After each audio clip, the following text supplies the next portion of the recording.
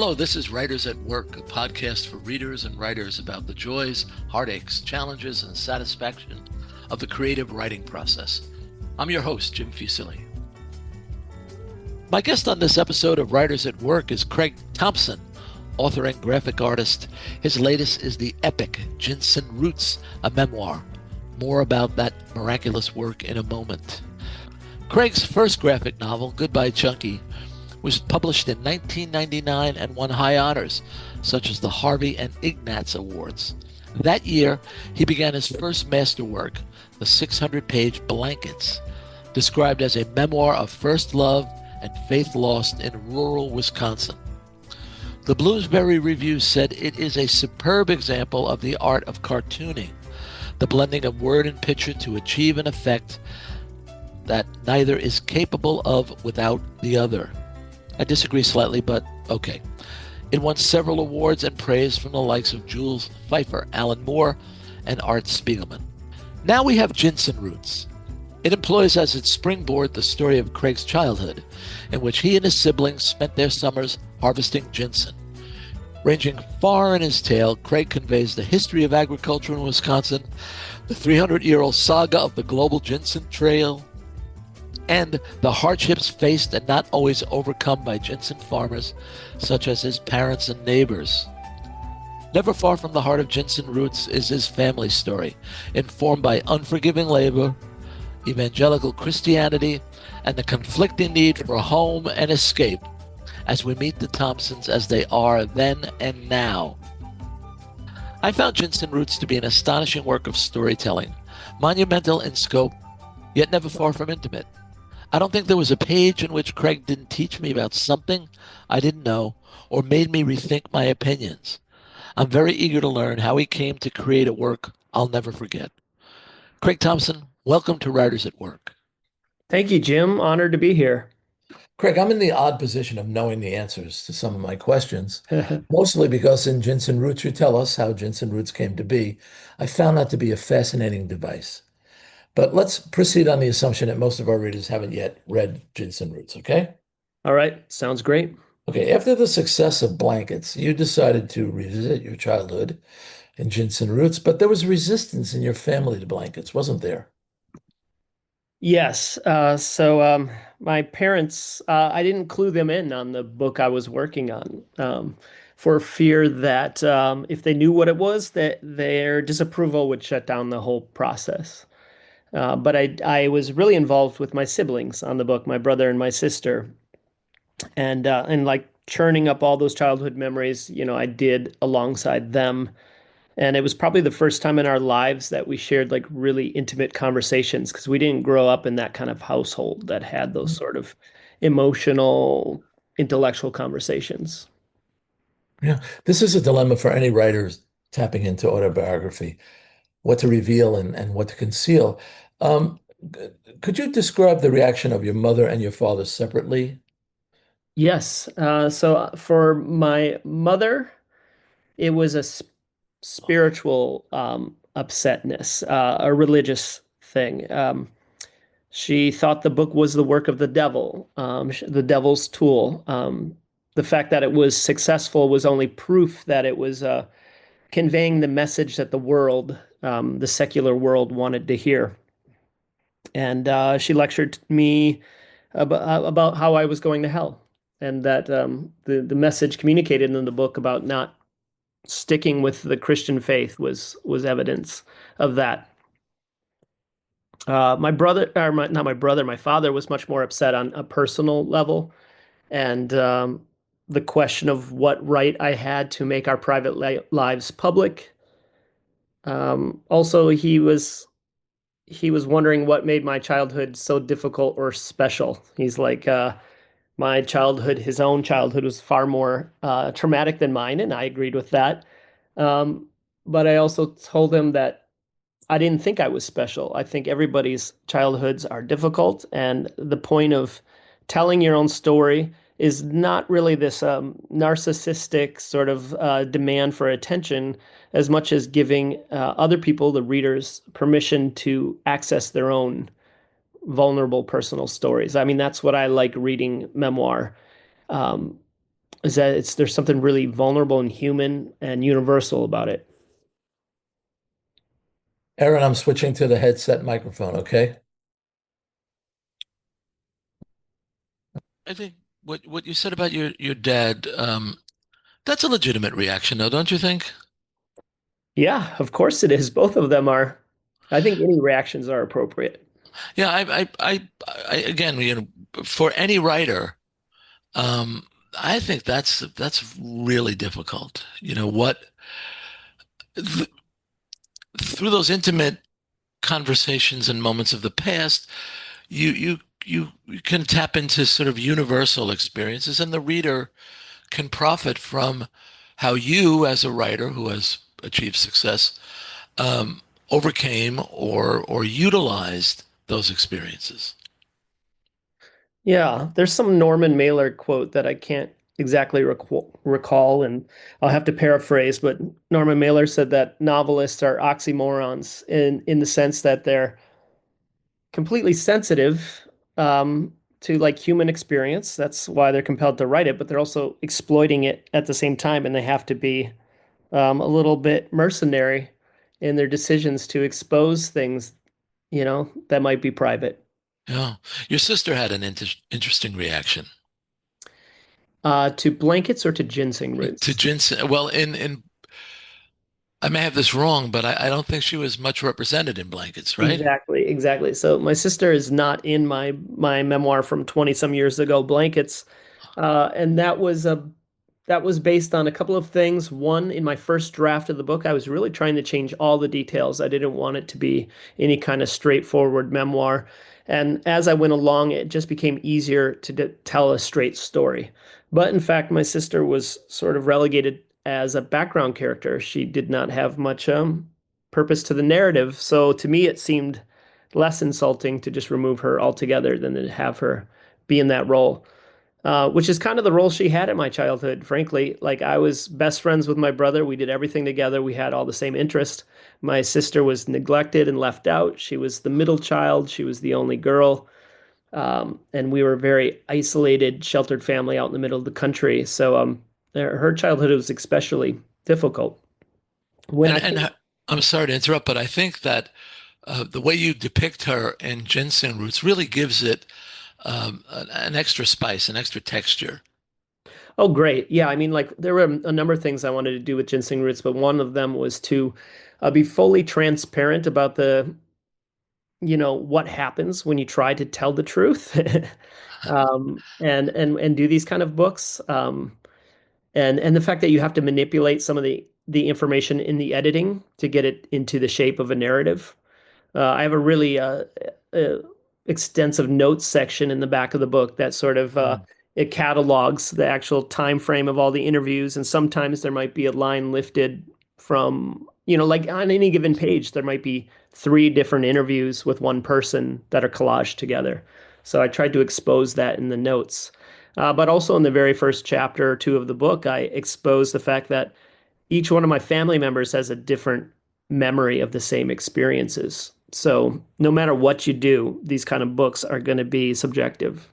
Yeah, but I found as this aspect of the story to be a revealing glimpse into your creative process. I think, I mean, you could have done Ginseng Roots without telling us about your family's reaction to your previous work, but in choosing to address it head on, um, I think it made the narration and the storytelling much more trustworthy. Oh, thank you. That's great to hear.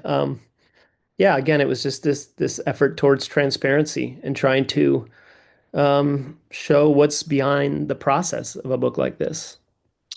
Yeah, I was thinking about other forms of storytelling that could achieve what you did, which is directly revealing autobiographical backstory and using the reaction as a plot point. I suppose a filmmaker could do it by showing her film to a subject and recording the reaction and then inserting it later. But what you did was really seamlessly and without interruption. Um, I mean, is this technique specific to the graphic novel form, do you think? Great question. I do think it's a strength of comics, this ability. Um, to like put like placeholders in many different scenes and moments in time all on the same page. I don't know if other visual mediums can do that as easily. For the reader, with prose, it's always difficult to kind of keep your thumb in a scene and try to thumb back a few pages to find where you were. Film is just moving past you and washes over you. Unless you're pausing and rewinding, it's Yeah. you're not going to exist in both those worlds simultaneously. I guess there's a few examples of film where they have multiple screens and frames. It just doesn't seem as accessible and eloquent as in comics.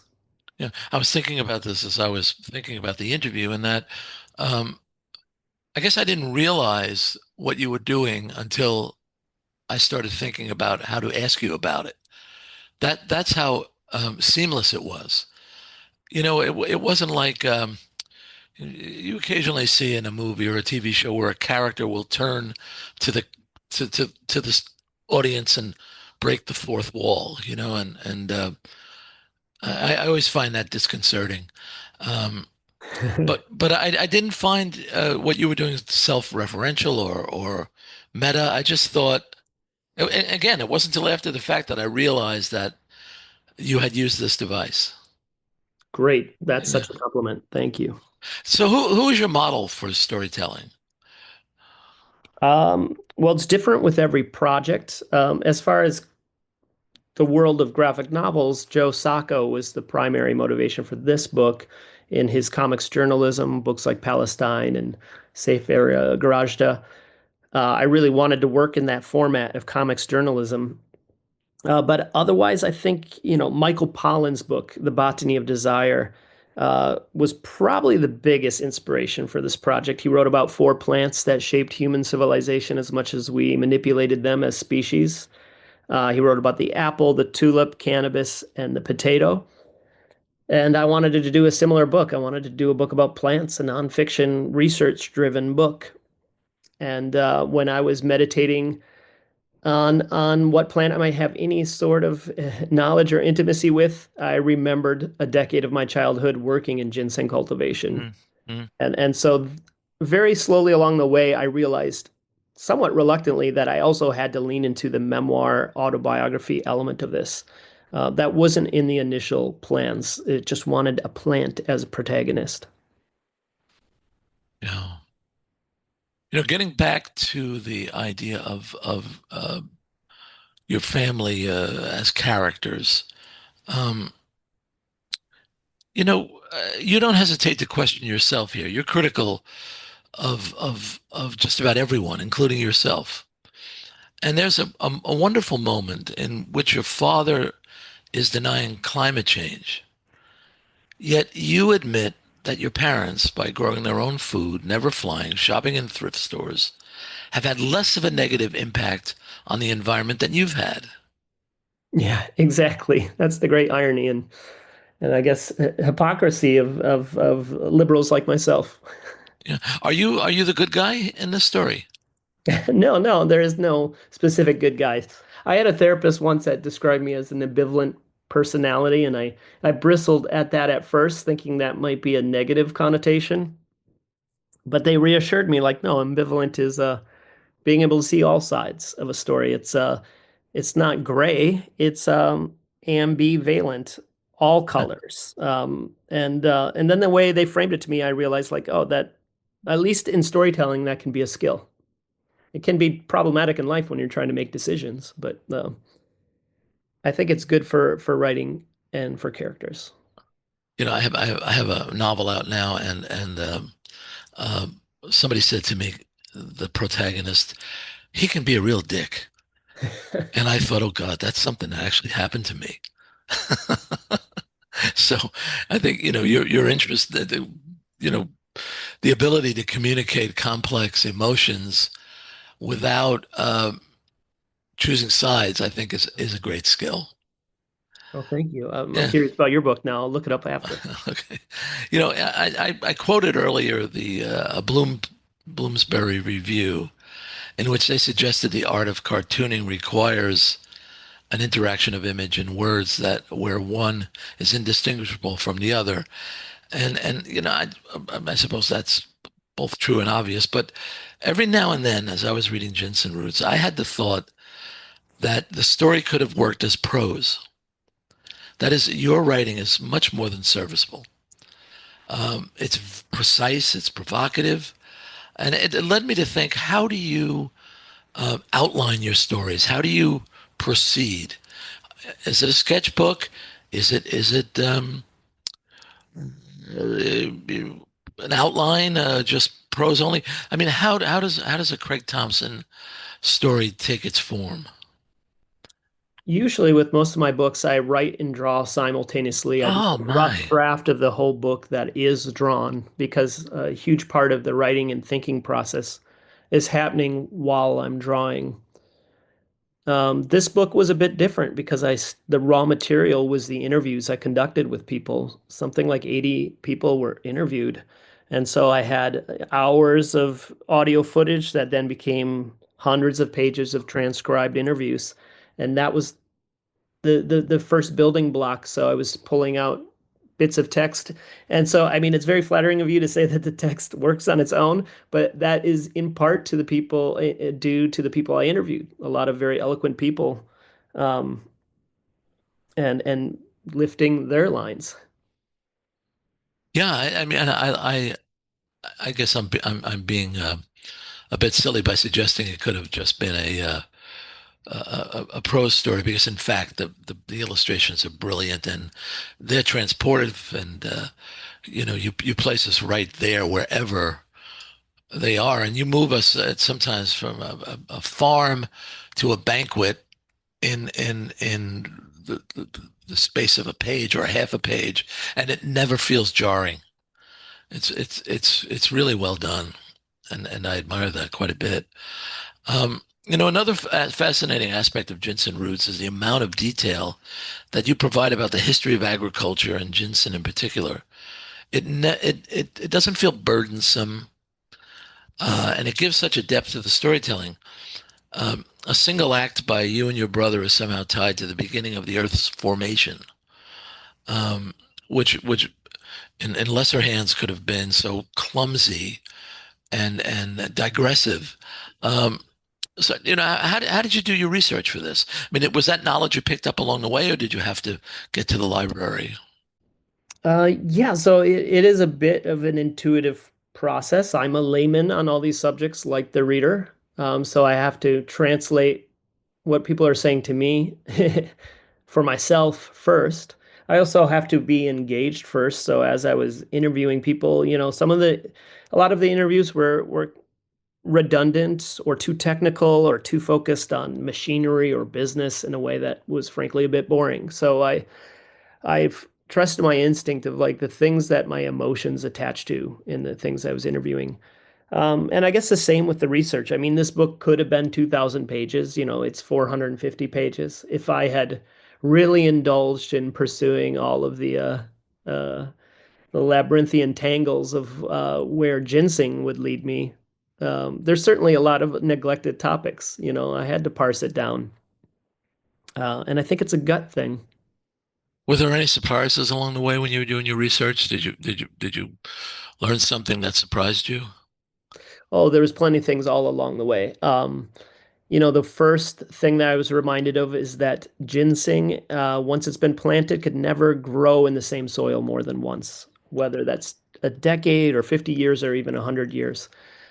That land is no longer usable for ginseng growth. And so that was a big puzzle of cultivation that I was pursuing throughout the whole book. I also learned that the biggest producer of Wisconsin ginseng in the world is China. I learned that while in China. Um, I met a seller there. Mingqing Bao was his name, and he brought me to a secret stash of his Wisconsin roots and informed us that China's been growing Wisconsin ginseng for 40 years from Wisconsin seed, but grown in Chinese soil, which prompted me to ask the question, what does it mean to be authentic in an age of globalization? Did you So, come up with a conclusion? um, Probably not. Yeah, I don't know if I provide any answers to anything in this book. It's always just following the questions, and maybe connections is the emphasis. I think the emphasis in the book is just about how China and the U.S. are connected, about how we're all connected through the earth, in the work we do, and like that's I think what's always most important to me is human connection. Or Yeah, not human. I shouldn't be speciesist about it. It's like the way we are connected also to the earth and plants and etc. I don't want to become political in our conversation. As I was reading the book, it was I think the height of the war of words between China and the U.S. regarding tariffs. And I remember concluding that this was a ridiculous argument, that the interconnectivity that you showed was mutually profitable, not just for growers and owners, but for both societies. To me, your story just tore down the wall between the two cultures. Lovely. That's great to hear. I mean, this trade relationship has existed before we were even established as a country of our own. And I talk about that in the book. It was, French settlers that recognized the plant growing here. I mean, it was already being used medicinally by indigenous people in the Americas, but by 1713, the French explorers were exporting it for profit. And we did the same, 1784, with the ratification of the Treaty of Paris. The US sent their first ship to China, and it was loaded primarily with ginseng, and that was to pay our debts to France for funding our revolution. So, yeah, super intertwined, these two countries. And part of that cornerstone is through the ginseng plant. So are you still on your national tour? Are you still out on the road? Yep, I still have a little more than a week or so. And then I get a little rest. I get a month off before I do San Diego Comic-Con. That's the big finale for the domestic tour. How's it going? It's good. It's exhausting, but it's great. I feel like I just covered a whole swath of sort of like um, places that some people call flyover, cities or states. So it's just in Wichita and St. Louis and Kansas City before that, Iowa City. It was really cool to get to some of those places, like Midwestern places that often get neglected on book tours, and meet those sort of gracious audience that specifically they're starved for these kind of events. Do you do when you're getting closer to people who are farmers and producing crops of their own? What is their reaction to the way you depict that kind of life? I would say it's been very positive. I mean, the book's been really well received in my home community of Marathon in Wausau, Wisconsin. I did a great event the other day with Will Su, who's represented in Chapter 5, the one of the biggest growers in the region, and son of a Taiwanese immigrant. And yeah, we did a great event together. And I felt like, yeah, his company and circle really support the project. How can our listeners find out where you're going to be next? Either from the Pantheon, which is Random House Penguin website, or my own Instagram, which is Craig Thompson Books. Coming up next, I have more local events. But yeah, those are the best places to find it out. Find out. I have to confess to our listeners that I'm seeing you for the first time via the Zoom camera, and you really look like the guy, Craig Thompson, in that book. Oh, good. I do feel like a bit more exhausted version of that right now. Uh, I'm just staying in a random Airbnb here in Minneapolis, but So, is it too soon to ask what you're going to be doing next? yeah, it is too soon. This has been such an overwhelming tour. I've been on the road now for 9 months Oh straight. And, my. I have had those plane rides and train rides where I doodle a bit in my sketchbooks and brainstorm, but I haven't had any extended moment to just sit down and be with my own ideas. I'll finally get that in August. I go to a writer's residency in Berlin in August, and that'll be the first chance I have to start dreaming of something new. Craig, I hope I've conveyed how deeply satisfying I found Ginseng Roots. Very much so, Jim. I'm very honored. Thank you. No, thank you so much for the experience, and thank you for joining us on Writers at Work. My pleasure. Thanks, Jim. Writers at Work is a production of Bliss Publications. Erin Mitchell is our producer. Music is by Joni Mitchell, performed by Keith Jarrett. For more, see writersatworkpodcast.com. I'm your host, Jim Fusili. Until next time, happy reading.